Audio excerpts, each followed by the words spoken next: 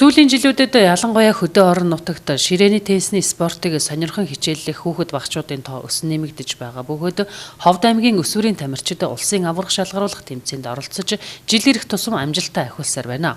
Өнгөрсөн жил өсвөрийн аварга шалгаруулах тэмцээнээс 1 медаль хүртэж байсан бол энэ жилийн тэмцээнд 20 гаруй хүний бүрэлдэхүүнтэй оролцож 5 медаль хүртсэн амжилтыг үзүүлжээ. Ховд аймгийн ширээний теннисний үе үеийн тамирчид улсын аварга шалгаруулах тэмцээнээс медаль авч байсан түүхтэй бөгөөд одоогоос 27 жилийн өмнө 1991 оны ширээний теннисний улсын аварга шалгаруулах тэмцээнээс тамирчин цагаач ням дэлгэрнаар алтан медаль хүртэж байсан амжилтыг үзүүлж байжээ. Түүнээс хойш буюу сүүлийн 20 гаруй жил тохиож байгаагүй энэ амжилтыг энэ жилийн өсвөрийн улсын аварга шалгаруулах тэмцээнд оролцсон хүүхэд багчууд үзүүллээ. За манай клуб нь 2012 оноос эхэлж хичээлсэн. Энэ дэлхийн зүүн олон улсын байгууллагын Ховд дахь салбараас салбарын дэмжлэгтэйгээр 4 ширээтэй үйл ажиллагаа явуулж эхэлсэн байгаа. За өнөөдөр 18 оны улсын аваргад их амжилттай оролцоод ирлээ. Манай хүүхдүүд маань одоо 5 медаль, 3 мөнгө, 2 хүрэл медаль хүртсэн.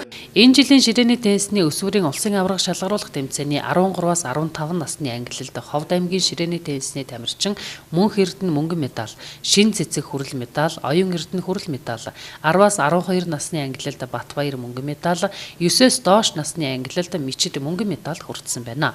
Улсын аварга шалгаруулах тэмцээнд амжилттай оролцсон тамирчид багш дасгалжуулагчдыг мөн ширээний теннисний ахмадын дэлхийн аварга шалгаруулах тэмцээнд оролцохоор бэлтгэлээ хангаж байгаа тамирчдад амжилт хүслээ. Ховд аймгийн ширээний теннисний холбоо 2010 оноос шинжлэхдэн зохион байгуулагдаж үйл ажиллагаагаа явуулж байна. Би 2017 онд ширээний теннисний холбооны тэргүүнээр 2012 оноос хойш дэд тэргүүнээр ажиллаж байна. Ажлаа бол календарчсан төлөвлөгөөний дагуу тэмцээнүүдийг графикийн дагуу одоо тэмцээнүүдэд явуулдаг.